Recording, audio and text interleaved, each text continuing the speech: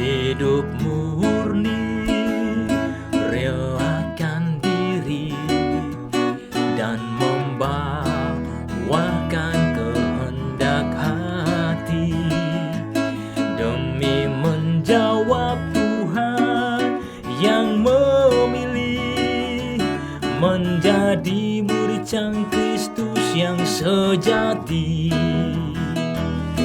Hidup murni, relakan diri dan membawakan kehendak hati demi menjawab Tuhan yang memilih menjadi murid Sang Kristus yang sejati.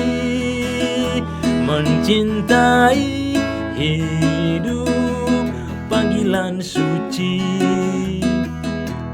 kobarkan semangat bakti, Pater Bertie, jejakan langkah misionaris, sebarkan karya sabda Tuhan. Mencintai hidup panggilan suci, kobarkan semangat bakti, Pater Bertie, jejakan langkah misionari, sebarkan karya sabda Tuhan, sebarkan karya sabda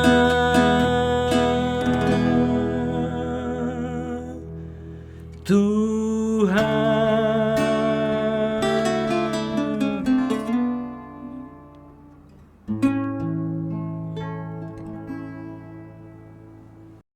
Halo Sobat Misafa dimanapun Anda berada. Selamat datang dalam podcast spesial Misafa, 1 abad MSF di Indonesia. Perkenalkan, saya Romo Koco yang akan menemani obrolan penuh syukur kita hari ini. Tahukah Sobat Misafa, 100 tahun yang lalu, tepatnya pada tahun 1926, sebuah benih kasih ditanam di tanah Kalimantan. 6 tahun kemudian, karya misi itu sampai di Semarang. Hari ini kita tidak hanya bicara soal sejarah, tapi soal jejak kasih yang menyeberangi lautan, melintasi hutan, menyisir sungai, hingga masuk ke ruang-ruang digital pada saat ini. Oke, tanpa berlama-lama lagi, sudah hadir bersama saya, Romo yang akan berbagi cerita tentang perjalanan luar biasa ini. Romo Provinsial MSF Provinsi Jawa, Romo Yohanes Risdianto MSF. Berkah dalam Romo, apa kabar? Berkah dalam Romo Koco, kabar baik, salam sejahtera untuk kita semua ya. Ya, puji Tuhan Romo berada dalam keadaan yang baik, sehat, dan juga sejahtera. Romo Risdi, ini kan sudah hampir setahun Romo menjadi provinsial MSF Provinsi Jawa.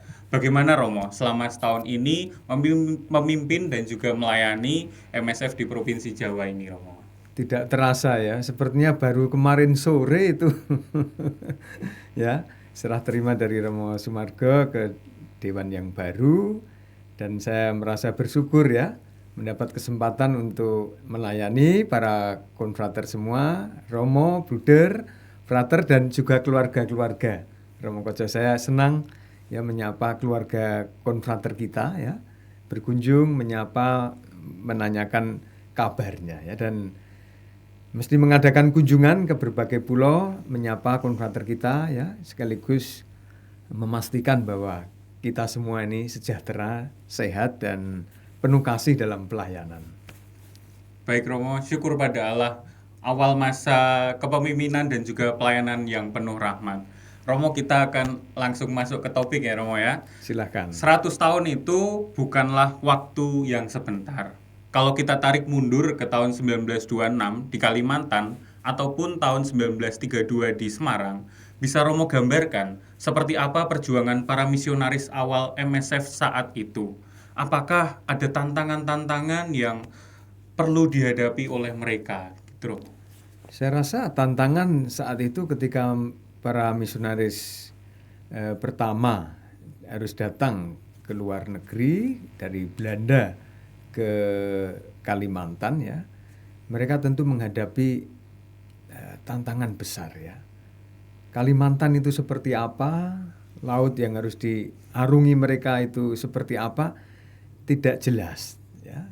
Dan mereka ini mengapa akhirnya rela dan mau untuk pergi ke Kalimantan ya, karena ada rasa sebagai seorang misionaris ya, dan tantangannya tentu saja transportasi ya, navigasi. Kita sekarang kalau menyebut navigasi itu tinggal klik semuanya akan jelas ya, ada kemacetan di jalan atau enggak. Tapi lihat ya, abad 18 yang lalu itu kan navigasinya serba terbatas ya, dan nanti mereka akan bertemu dengan siapa, jaraknya seperti apa mereka belum tahu. Tetapi saya yakin justru modal iman itu yang menguatkan mereka ya, karena perutusan sebagai seorang MSF, sebagai orang-orang yang diutus ya, mereka lalu kemudian berani mengarungi laut, berani meloncat, berani menyeberang ya. Jadi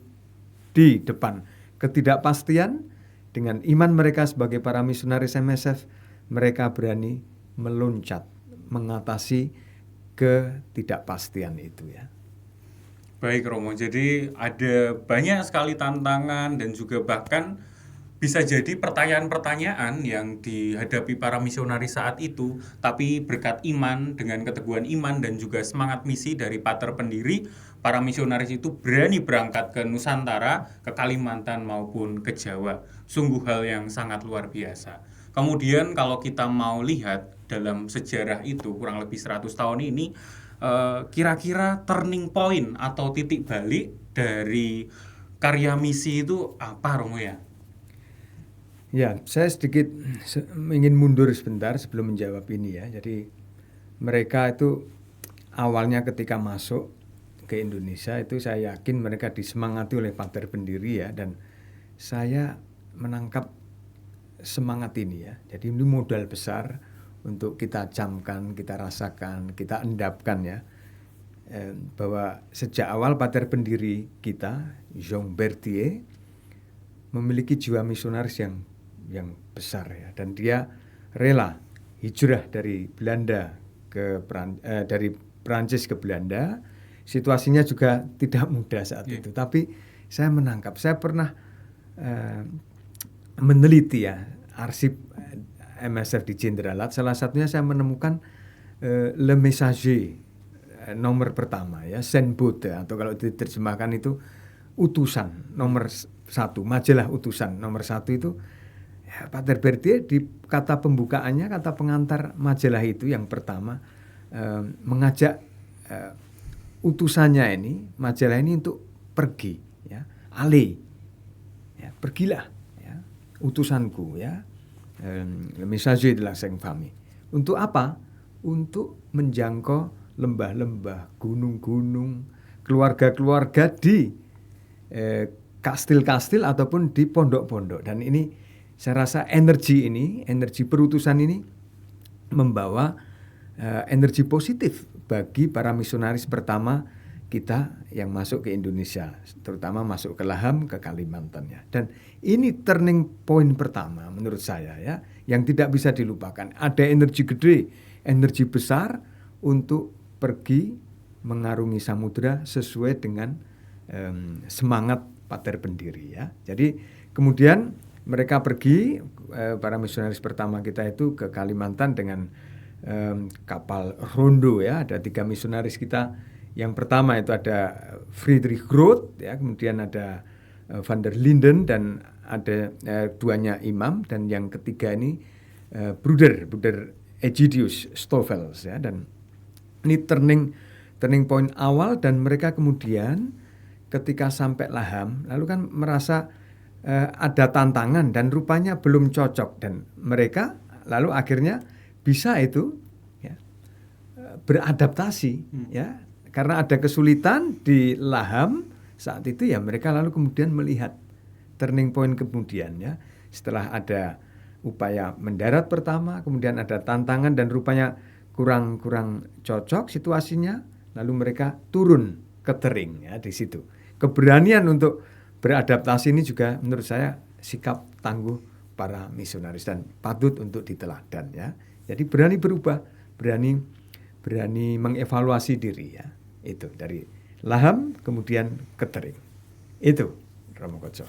Ya Romo, kalau kita lihat daerah misi di Laham, Tering maupun Kalimantan Timur kebanyakan itu memang bahkan sampai sekarang pun juga tidak mudah begitu, dalam arti akses jalan pun terbatas, berbeda dengan yang ada di Jawa ini. Tapi kita bersyukur bahwa Pater Bertie dengan semangat awal itu seperti yang tadi telah terungkapkan dalam majalah utusan itu, kita melihat bahwa semangat misi ini harus dibawa terus-menerus, dan semangat diutus itu harus dibawa terus-menerus. Dan ini juga rasanya mengingatkan kita semua Romo ya, hingga saat ini sebagai para MSF itu harus memiliki semangat perutusan yang luar biasa.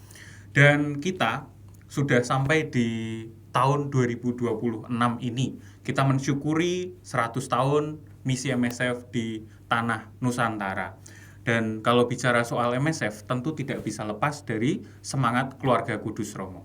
Di zaman sekarang, saat semua orang sibuk dengan gawai atau juga gadget masing-masing, kita harus melihat bagaimana MSF ini melihat peran keluarga kudus tetap relevan. Bagaimana sih Romo caranya agar iman itu bisa tumbuh di rumah melalui semangat atau spiritualitas keluarga kudus itu sendiri? Bagi kita MSF, keluarga kudus ini DNA kita.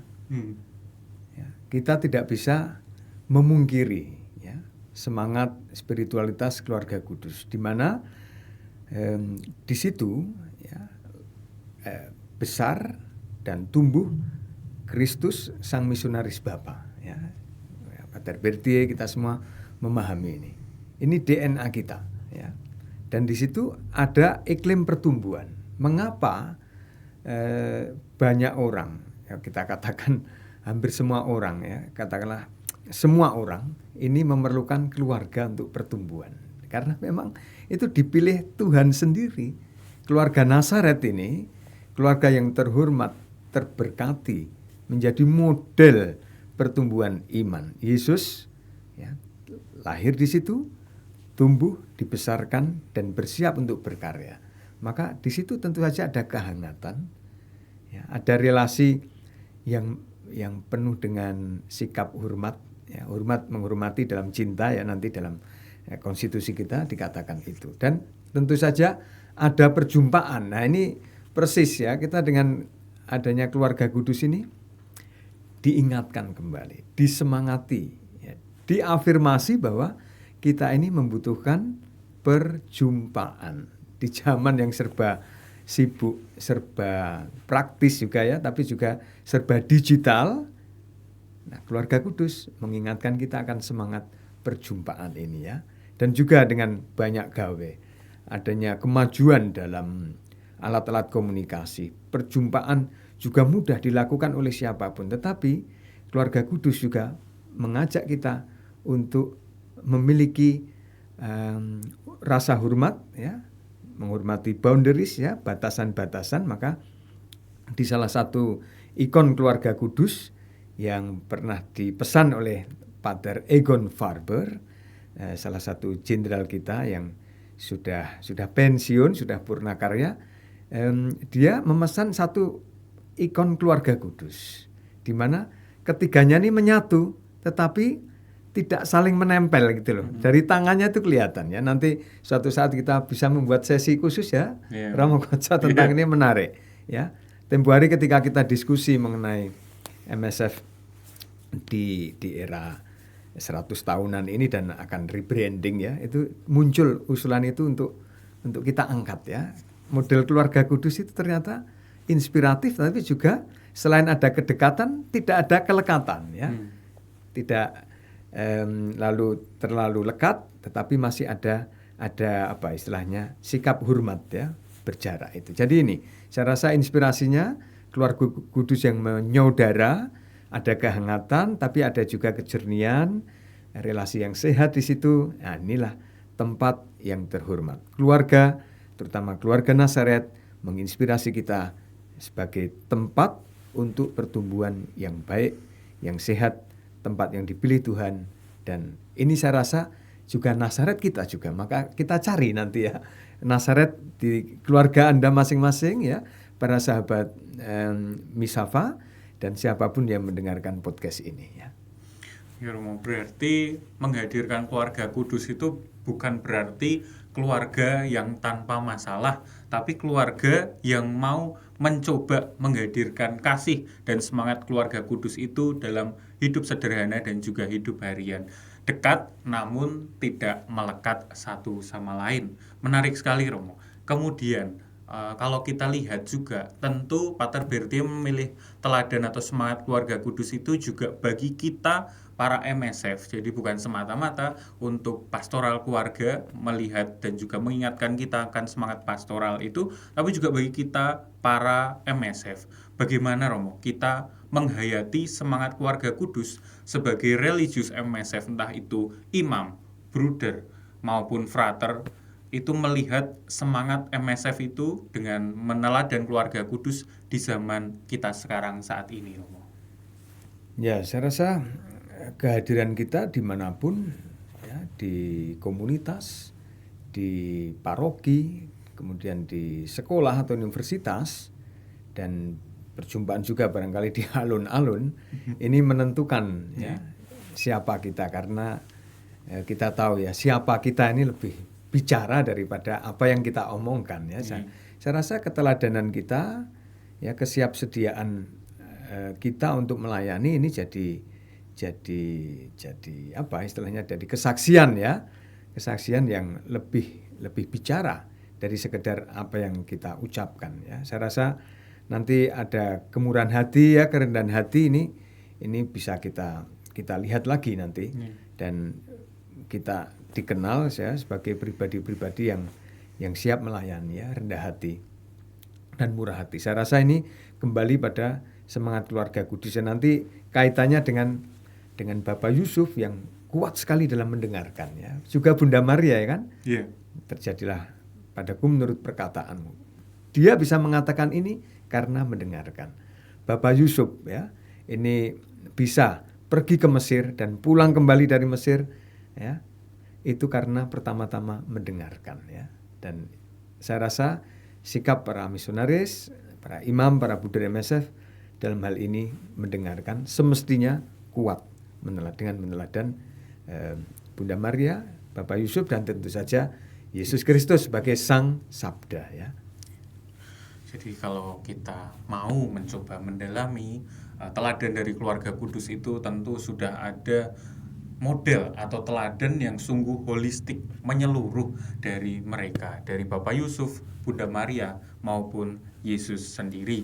Nah Romo, kalau kita lihat di zaman kita sekarang ini, tantangan dan juga peluang itu ternyata juga sudah sungguh berkembang atau berbeda dari zaman para misionaris awal dulu. Kita bicara saat ini mengenai berbagai macam iklim. Belum lama ini ada beberapa bencana alam yang terjadi di Indonesia, juga beberapa krisis mengenai dunia digital, mengenai bagaimana kebijaksanaan orang-orang muda ataupun juga kita di saat ini menggunakan sosial media dan juga berselancar di dunia maya. Bagaimana Romo, MSF mengajak anak muda atau kita katakanlah Gen Z, Gen milenial untuk tetap merasa nyambung dengan misi MSF ini? Ya, saya rasa ini kaitannya nanti dengan salah satu fokus MSF Jawa ya, untuk berani dan mau berjalan bersama dengan keluarga-keluarga dan orang muda. Saya rasa di atas segala-galanya kita bisa menyapa orang muda kalau berani ya, terjun, nyemplung, berjalan bersama dengan orang-orang muda, mendengarkan terutama ya. Sentire cum ecclesia itu juga berarti mendengarkan orang-orang muda ya. Jadi pertama-tama saya rasa kita perlu hadir mendengarkan orang-orang muda ya, dan ini sejalan dengan dambaan Pater Bertie ya, di salah satu bukunya kita tahu yang terkenal Le Culte de la Sainte Famille ya. di salah satu bagiannya di halaman-halaman agak lanjut itu ya, 300-an sekian, 315 itu dia mengharapkan, mendambakan ya para misionaris yang memiliki hati apostolik ya, demisioner auger apostolik. Ya, ini artinya apa? Para misionaris yang memiliki jiwa apostolik ya, merasul itu bisa untuk siapapun juga. Konteks kita keluarga-keluarga, orang muda. Maka ini para misionaris dengan jiwa apostolik ini tentu saja para misionaris yang getih ya. Kita tahu para rasul kita ya, murid-murid Yesus awal itu kan hampir semuanya itu para martir kan. Nah kita sekali lagi semangat apostolik ini tidak bukan ya, mengingatkan kita akan semangat kemartiran, berani untuk getih ya, menyapa umat ya. Dan kita ingat para misionaris juga yang datang ke Indonesia ya, di zaman Jepang ya. Konteksnya ini para misionaris kita di Kalimantan ya, mereka beberapa memang mati karena iman gitu loh. Maka sekali lagi semangat kita untuk menyapa orang muda dan juga keluarga-keluarga semestinya juga makin total, makin menemani. Karena kalau kita tidak menemani, siapa yang menemani? Jangan biarkan orang muda jalan sendiri di dunia digital, jangan mereka dilepas. Kita temani, kita sapa, dan biarlah kita berjalan dengan orang-orang muda dan kita memiliki semangat sinodal. Ya, Romo. Tentu ini juga mengandaikan semangat dari terutama romo-romo muda seperti itu dan juga para MSF muda untuk mau menyapa orang-orang atau juga seluruh umat dalam media sosial. Dan dari situ kita bisa melihat semangat untuk menyapa itu justru lahir dari semangat untuk keluar, semangat untuk bermisi seperti yang telah dialami atau ditularkan, diajarkan oleh Pater Pendiri itu sendiri, Romo ya. Gitu. Setelah seabad ini, Romo, kira-kira kalau kita melihat segala macam karya yang telah MSF berikan untuk negara kita, gereja kita di Indonesia ini, kira-kira apa sih warisan yang ingin ditinggalkan MSF untuk Gereja Katolik Indonesia yang ingin sangat ditanamkan seperti itu, Romo?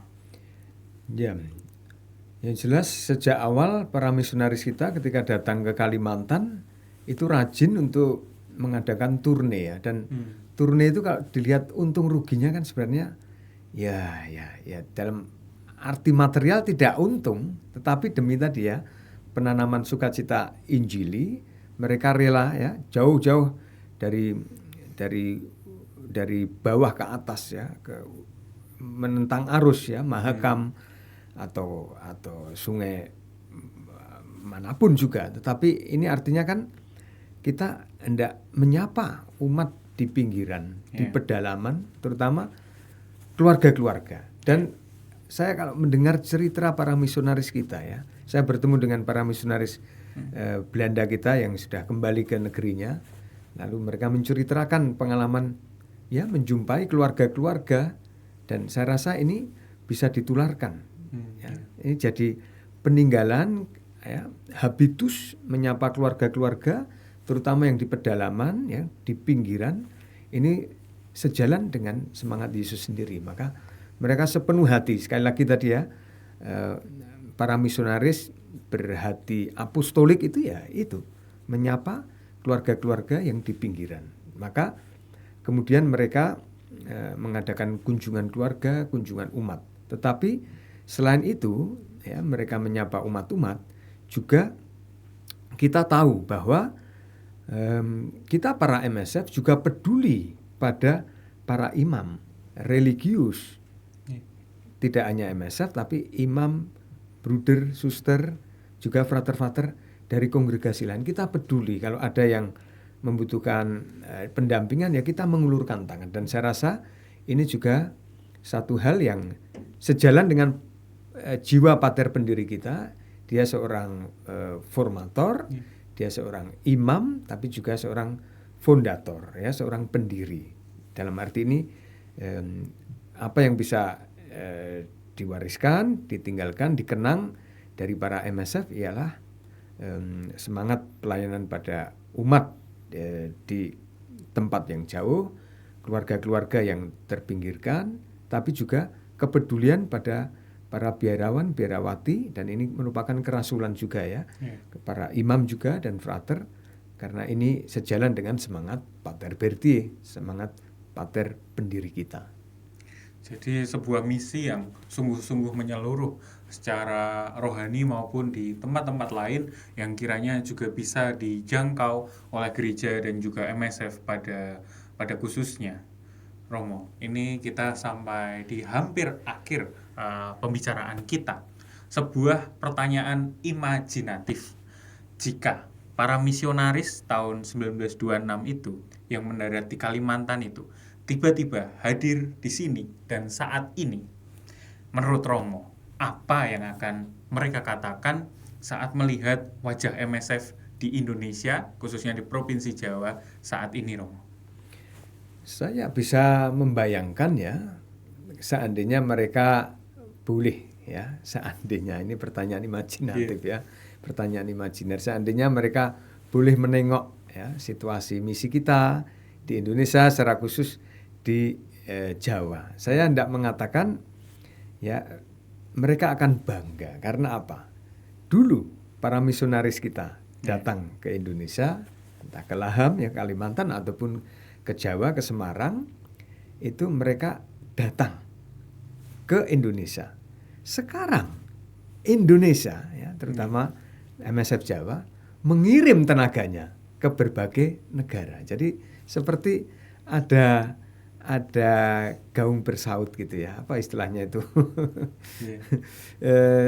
menyahut gitu. Dulu mereka didatangi misionaris dari Belanda, kita didatangi para misionaris dari Belanda. Sekarang kita pergi ke Eropa, ke Amerika Latin ya, ke Eropa bisa disebut ya, ke Perancis, ke Italia ya, ke Jerman, dan juga ke Amerika Serikat, Amerika Latin ya, ada Chile, ada Argentina ya kan, itu.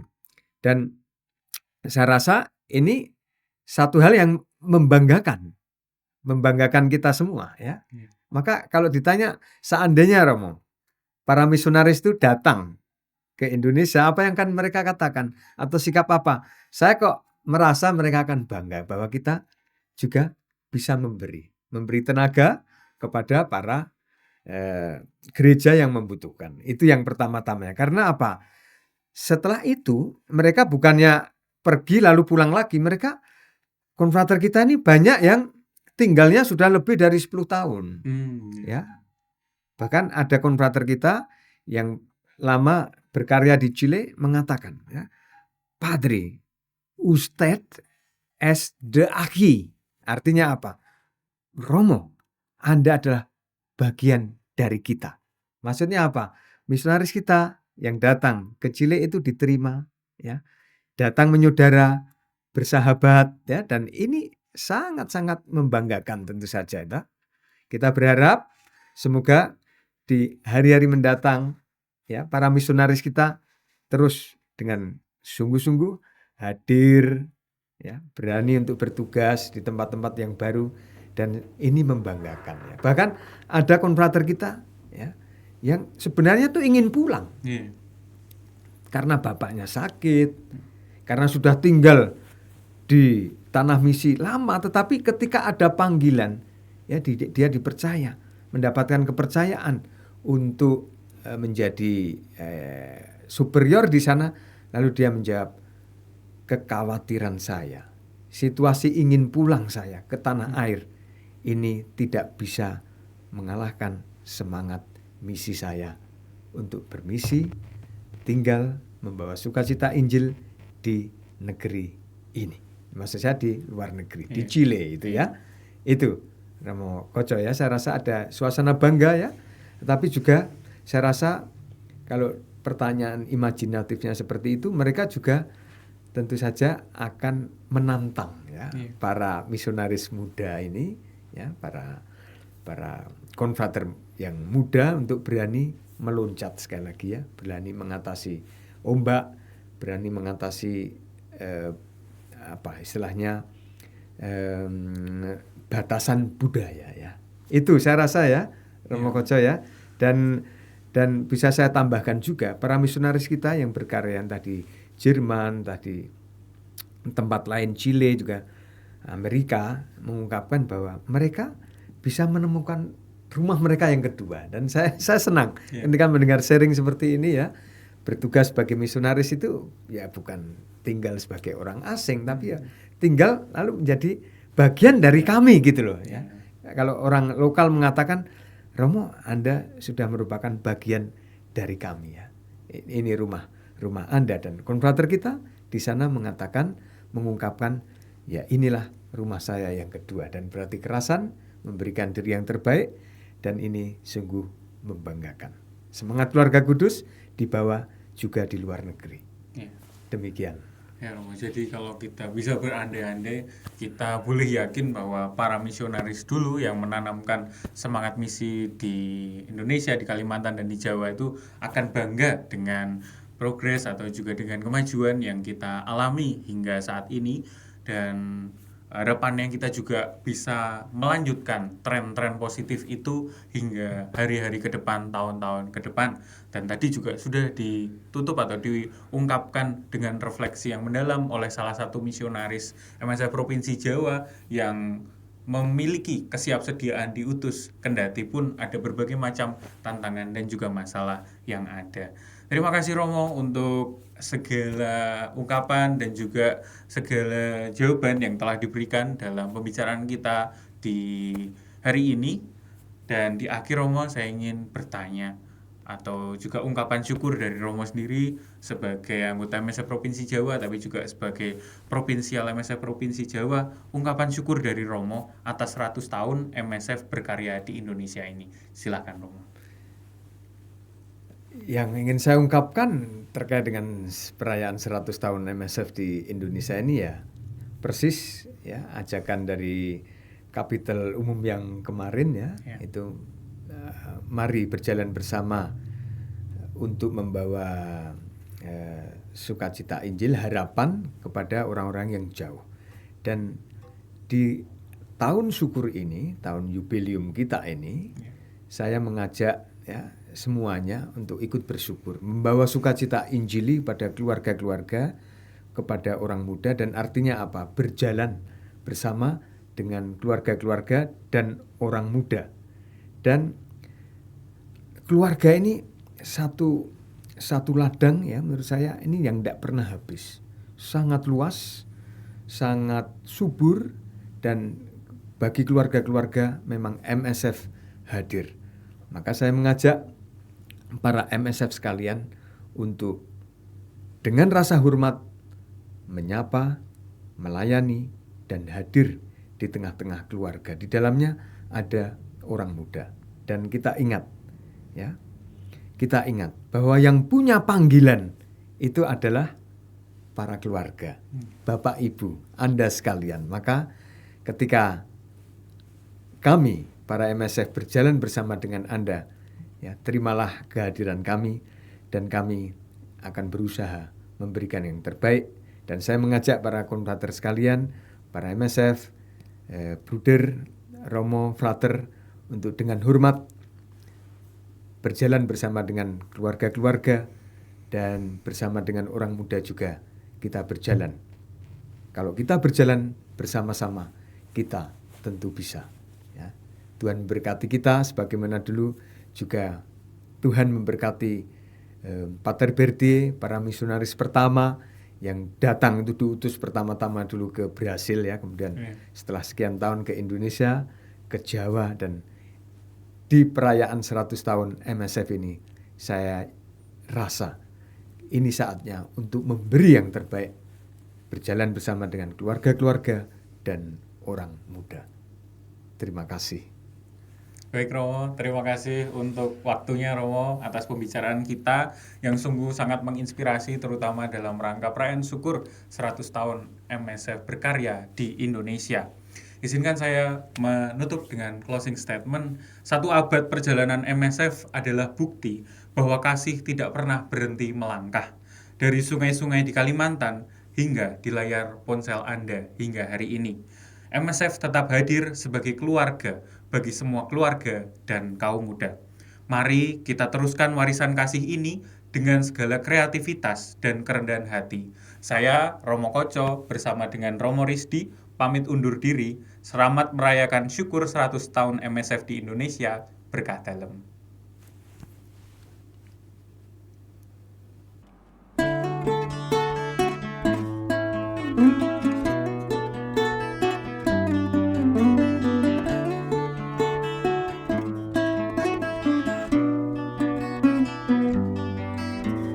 Imam sejati berjuang tanpa henti demi sampaikan warta keselamatan. Abdi sejati berjuang demi misi, demi mekarkan panggilan Tuhan. Mari teladani sang pejuang misi, Pater Bertie, imam mahir dan suci.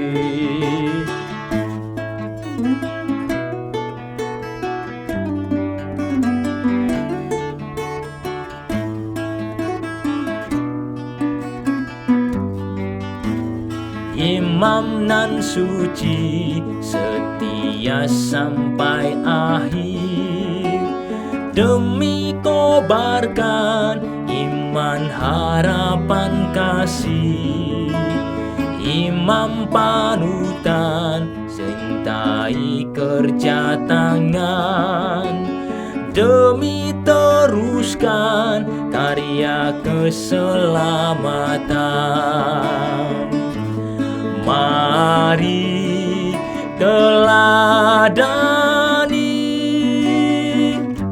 sang pejuang misi, Pater Bertie, imam mahir dan suci. Mari teladani sang pejuang misi, Pater Bertie,